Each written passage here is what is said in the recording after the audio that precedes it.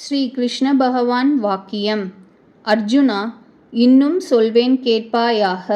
அதாவது, யுத்தத்தில் நிர்பயமாய் பிரவேசிக்கும்படியான சாமர்த்தியம், சத்ருக்களால் வெல்லப் போகாமை, எடுத்த காரியத்தை தடை நேரிட்ட போதிலும் தலை கட்டுவிக்கும் திறமை, எந்த வேலையானாலும் செய்யும்படியான சாமர்த்தியம், யுத்தத்தால் தனக்கு மரணம் நேரிடும் என்கின்ற நிச்சயம் உண்டானாலும் திரும்பாமை, தன் சொத்தை பிறர் சொத்தாகும்படி கொடுப்பது, தன்னையொழிந்த மற்ற ஜனங்களையெல்லாம் ஆளும்படியான சாமர்த்தியம் ஆகிய இவை யாவும் க்ஷத்ரியனுக்கு ஸ்வபாவத்தால் உண்டான கர்மம். இன்னும் பயிர்த்தொழில், பசுக்களை காத்தல், பொருள் சேர்ப்பதற்கு காரணமான விற்பனை வகையறா தொழில் ஆகிய இவை வைசியனுக்கு ஸ்வபாவத்தால் உண்டான கர்மமாம். முற்கூறிய 3 வருணத்தார்களுக்கும் ஊழியம் செய்வது சூத்ரனுக்கு ஸ்வபாவமாய் உண்டான கர்மம். இவ்வாறு கூறியதனால் 4 வருணத்தார்களுக்கும் ஜீவனத் தொழிலும் செய்ய வேண்டும் கர்மங்களும் சொல்லப்பட்டனவென்று அறியவும். இதில் முதல் 3 வருணத்தார்களுக்கும் யஜ்ஞம் முதலிய கர்மங்கள் பொதுவானவை. சமம் முதலிய குணங்களோ மோக்ஷார்த்திகளான 3 வருணத்தார்களுக்கும் சாதாரணம். பிராமணனுக்கு சத்வம் விஞ்சியிருக்கை சுபாவம் ஆகையாலே சமதமாதி குணங்கள் வருத்தமின்றி வரக்கூடும் என்று அவைகளை எவனுக்கு ஸ்வபாவத்தினால் உண்டான தர்மங்கள் என்றது. க்ஷத்ரியனுக்கும் வைசியனுக்கும் ரஜசும் தமசும் பிரதானமாகையினாலே சமதமாதிகள் உண்டாவது வருத்தம் என்று அவைகளை அவர்களுக்கு கர்மமாக சொல்லவில்லை. பிராமணனுக்கு யாகம் செய்வித்தல், ஓதுவித்தல், தானம் வாங்கல் ஜீவன தொழில். க்ஷத்ரியர்களுக்கோ ஜனங்களை காப்பது, வைசியனுக்கோ முன் சொன்னபடி பயிர் செய்வது, சூத்ரனுக்கோ செய்ய வேண்டும் கர்மமும் ஜீவன தொழிலும் ஆகிய 2ம் ஊழியம் செய்வது. மானுடர்கள் தத்தம் ஜாதி தர்மங்களான கர்மங்களில் விருப்பு உடையவர்களாக எந்த பிரகாரம் சித்தியை அடைவார்களோ அந்த கிரமத்தை தெரியச் சொல்லுகிறேன் கேட்பாயாக.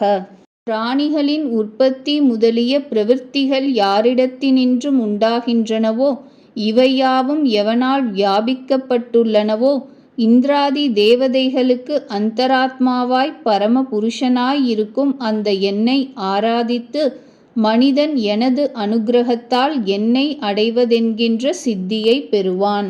பிரகிருத்தியோடு கலந்த புருஷனுக்கு இந்திரிய வியாபார ரூபமான கர்ம யோகம் எனும் தர்மத்தை செய்வது சுலபம்.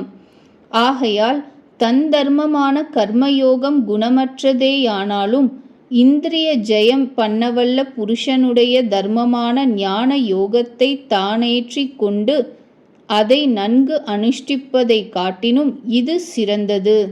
ஏனெனில் ஞான யோகத்தை ஒரு கால் குறைவர அனுஷ்டித்தாலும் சகலமான இந்திரியங்களையும் அடக்க வேண்டும். ஆகையாலே ஒரு காலம் இல்லாவிடில் ஒரு காலத்தில் அது இவனுக்கு பிரமாதத்தை விளைவிக்கும் என்று திருவுள்ளம். பிரகிருத்தியை சேர்ந்த புருஷனுக்கு கர்மயோகம் இந்திரிய வியாபார ரூபமாய் இருக்கையாலே ஸ்வபாவமாய் இருக்கிறது. ஆகையால் அதை செய்வதனால் இவனுக்கு யாதொரு கெடுதியும் நேரிட மாட்டாது. ஞான யோகமோ இந்திரியங்களை அடக்கி சாதிக்க வேண்டுமாகையாலே அந்த நிஷ்டை உள்ளவர்களுக்கு பிரமாதமாய் பாவம் நேரிடவே நேரிடும். அர்ஜுனா, சகஜமாய் வருத்தமின்றி செய்யக்கூடிய கர்மம் துக்கத்தோடு கூடியிருந்ததேனும் அதை கைவிடலாகாது என்றால் ஞான யோகத்துக்கு தக்கவனாயினும் கர்ம யோகத்தையே செய் என்றபடி. ஏனெனில் கர்மயோகமோ ஞான யோகமோ எதை செய்ய தொடங்கினாலும் எல்லாம் புகையால் சூழப்பட்ட நெருப்பு போல துக்கத்தோடு கூடியே இருக்கின்றன. ஆனால் அவ்விரண்டிற்கும் இதுதான் விசேஷம். எது? கர்மயோகம் சுலபமாய் செய்யக்கூடியதாயும் பிரமாதத்தை உண்டு பண்ணாததாயும் இருக்கும் என்பது, ஞான யோகம் அதற்கு எதிராயிருக்கும் என்பதுமாம். அர்ஜுனா, பலன் முதலியவைகளில் ஆசை வைக்காமல் மனதை ஜெயித்து பரமபுருஷனே கர்த்தாவென்பதை சிந்திப்பதால் தான் கர்த்தாவென்கின்ற நினைவை மாற்றி இப்படிப்பட்ட சந்நியாசத்தோடு கூடியிருப்பவன் கர்மத்தை அனுஷ்டித்து வந்தே ஞான யோகத்தின் பயனான தியான நிஷ்டையை அடைவான் என்றால் சகல இந்திரியங்களும் சாந்தமாய் செய்ய வேண்டியதான தியான யோகத்தை அடைவான் என்றபடி. மேலும் பிரயாணமாகுமளவும் நாடோறும் அனுஷ்டிக்கப்படும் கர்ம யோகத்தால் ஒத்தாசை செய்யப்பட்ட ஞான யோகம் சித்திக்கப் பெற்றவன் எந்த பிரகாரம் இருந்து தியான யோகத்திற்கு பயனான பிரம்மத்தை அடைகிறானோ அதை சுருக்கமாய் சொல்லுகிறேன் கேட்பாயாக. ஆத்மாவை உள்ளபடியே அறிகின்ற புத்தியுடன் கூடியிருந்து விஷயங்களினின்று மனதை திருப்பி யோகத்திற்கு யோக்கியமாம்படி செய்து சப்தாதி விஷயங்களை கிட்ட ஒட்டாமல் துறந்து அவற்றிற்கு காரணமான ராகத்தையும் துவேஷத்தையும் போக்கடிக்க வேண்டும். தியானத்திற்கு விரோதமானவைகள் ஒன்றும் இல்லாத இடத்திலிருந்து அதிகமாய் புசியாமலும் இராமல் தியானத்திற்கு வழிபடும்படி மனோ வாக்கு காயங்களின் செயலை திருத்திக் கொண்டு இவ்வாறு இருந்து தினந்தோறும் தியான யோகத்தினின்றவன் தான் தியானம் பண்ணுகின்ற தத்துவத்தை தவிர மற்றவைகளில் தோஷத்தை நிரூபித்து அவைகளில் வைராகியத்தை வளர்த்து கொண்டு தேகமே ஆத்மா என்கின்ற அபிமானத்தையும் அது வளருவதற்கு காரணமான வாசனையின் பலத்தையும் அதற்கு நிமித்தமான கொழுப்பையும் காமத்தையும் கோபத்தையும் பிடிப்பையும் விட்டு தனது அல்லாத எல்லாவற்றிலும் தனதென்கின்ற எண்ணத்தை மாற்றி ஆத்மானுபவமே சுகமென்று இருந்தவனாய் சகல பந்தங்களினின்றும் விடுபட்டு ஆத்மாவை உள்ளபடியே அனுபவிப்பான். அர்ஜுனா, அளவற்ற ஞானமே வடிவாய் நமக்கு ஆட்பட்டிருப்பதே ஸ்வபாவமாய் இருக்கின்ற ஆத்மாவின் உண்மையான ஸ்வரூபம் பிரகாசிக்கப் பெற்றவன் கிளேசமான கர்மாதிகளால் கலங்கவாவது நம்மை ஒழிந்த மற்றொன்றை நினைத்து சோகப்படவாவது அது தனக்கு வேண்டும் என்று கோரவாவது மாட்டான்.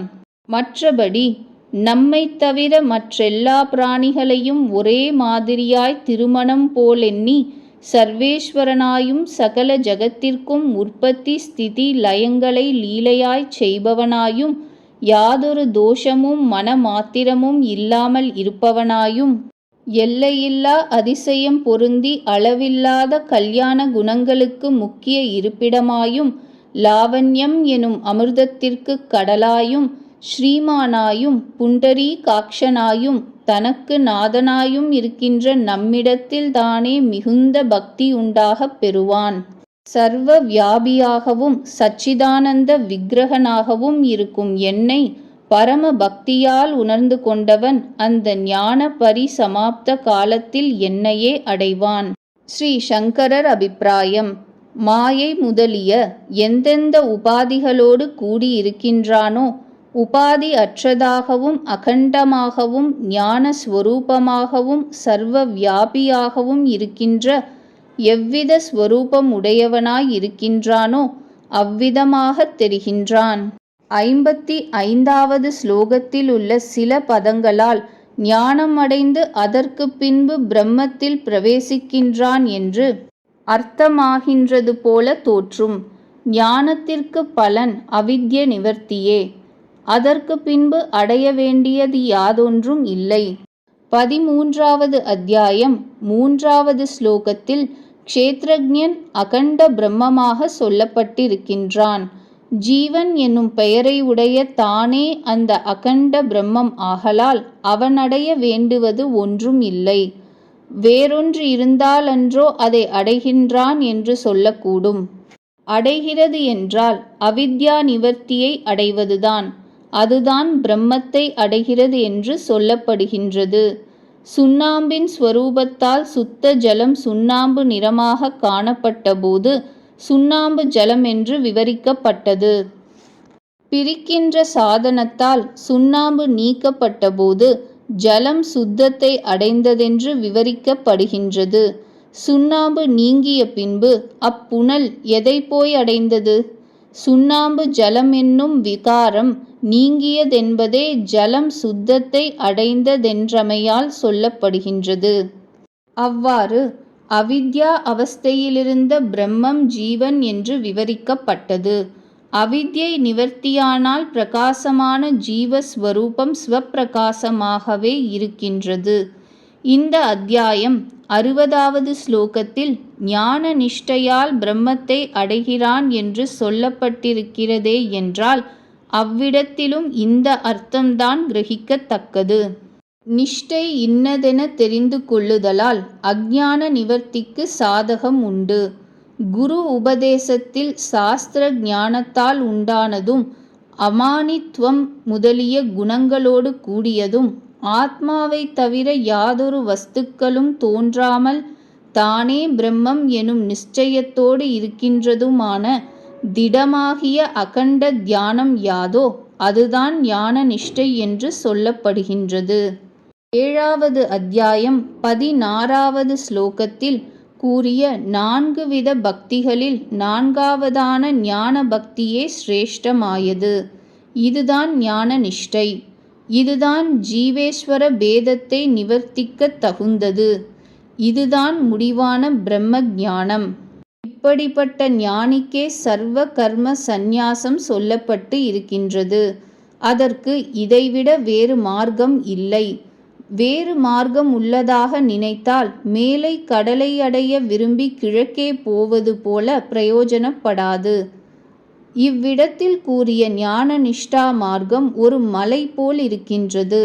மற்றைய மார்க்கங்கள் கடுகு போல் அற்பமாகும். ஆதலால் பிரம்மத்தில் பிரவேசித்தல் என்னும் பதங்களுக்கு அகண்டாகார ஸ்வரூபமாய் விளங்குவது என்பதுதான் தாத்பர்யம். ஸ்ரீ ராமானுஜர் அபிப்பிராயம்: ஸ்வய ரூபத்தாலும் ஸ்வபாவத்தாலும் நம்மை இன்னாரென்றும் குணத்தாலும் விபூதியாலும் நாம் இவ்வளவு என்றும் மேற்கூறிய பக்தியை கொண்டுதான் என்னை உள்ளபடியே அறிய வேண்டும். அவ்வாறு அறிந்தால் பின்பு பக்தி விருத்தியடைந்து அதனால் நம்மை அறியக்கூடும். மேற்கூறியபடி எம்பெருமானை உள்ளபடியே அறிவதற்கு பக்திதான் காரணம். அர்ஜுனா, நித்திய நைமித்திக கர்மங்களை மாத்திரம் அல்ல, காமியங்களான மற்ற கர்மங்களையும் நமது ஆராதன ரூபமாக செய்து வருவானாகில் நமது அனுக்கிரகத்தாலே சாஸ்வதமான பதத்தை சிறிதும் குறையின்றி அடைவான்.